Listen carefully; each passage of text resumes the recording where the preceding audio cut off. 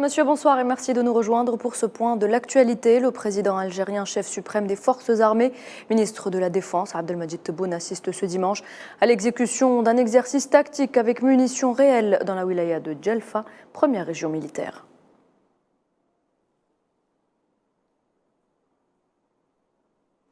C'est le début du Hajj à la Mecque en Arabie Saoudite. Plus de 2 millions de pèlerins musulmans venus de 160 pays sont attendus cette année après 3 ans de restrictions sanitaires pour cause de pandémie de Covid-19 au cœur de la grande mosquée de la Mecque. Les fidèles ont commencé samedi à effectuer le tawaf, soit les circonvolutions autour de la Kaaba. Ils doivent se rendre ce soir à Mina avant le rite principal du Mont Arafat. Le Soudan, toujours à feu et à sang, malgré les nombreuses trêves et les combats, se poursuivent à Khartoum et dans le Darfour entre l'armée soudanaise et les forces paramilitaires. En 2 mois de guerre, plus de 2000 personnes ont été tuées et plus de 2,2 millions ont été déplacées. L'opération de dépouillement tire à sa fin en Sierra Leone après un scrutin présidentiel calme malgré des retards. Selon la commission électorale, environ 3,4 millions de personnes étaient appelées à choisir entre 13 candidats, dont le président sortant, Julius Maada Bio, qui veut briguer un second mandat face à son principal concurrent, Samoura Kamara.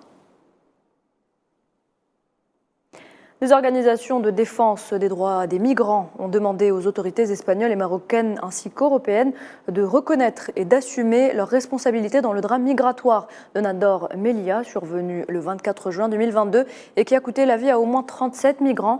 C'était lors d'un sit-in devant le Congrès espagnol, première halte d'un long périple qui les mènera jusqu'à Melilla, l'Andalousie et Valence. La mosquée Al-Aqsa envahie à nouveau par des colons sionistes ce dimanche. Ils étaient des dizaines à envahir la mosquée sainte du côté de la porte des Maghrébins, effectuant des tours dans ces esplanades. L'occupation sioniste tente d'empêcher les Palestiniens de pratiquer leurs droits de culte, alors que les colons sont autorisés à pratiquer librement leurs rituels talmudiques. Et au moins 13 personnes ont été tuées lors d'affrontements entre les forces de sécurité du gouvernement yéménite et des hommes armés tribaux dans la province de Marib, dans le nord-est du pays. Après la médiation de grands chefs tribaux, la violence a cessé samedi après-midi, mais la tension demeure. Dans l'actualité également, le gouvernement russe a levé ce dimanche toutes les restrictions imposées sur les routes russes la veille. Après avoir annoncé le retrait des forces du groupe Wagner, le Kremlin annonce avoir réussi par ailleurs à régler la situation, évitant ainsi l'escalade.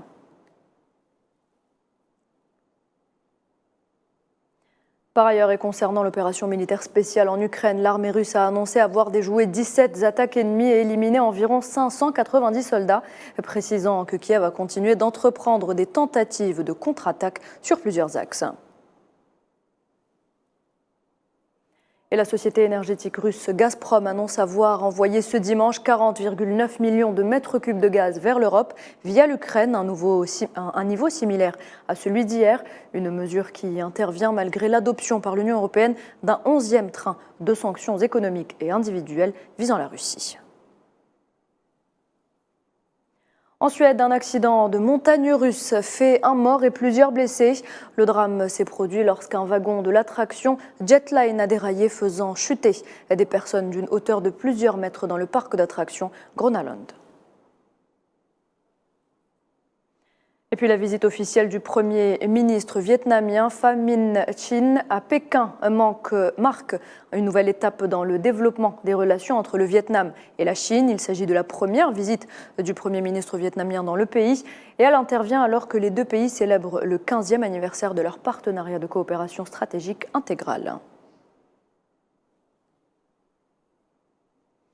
Et voilà, c'est la fin de ce point de l'actualité. Merci de l'avoir suivi. Je vous retrouve à 19h pour le journal de la rédaction.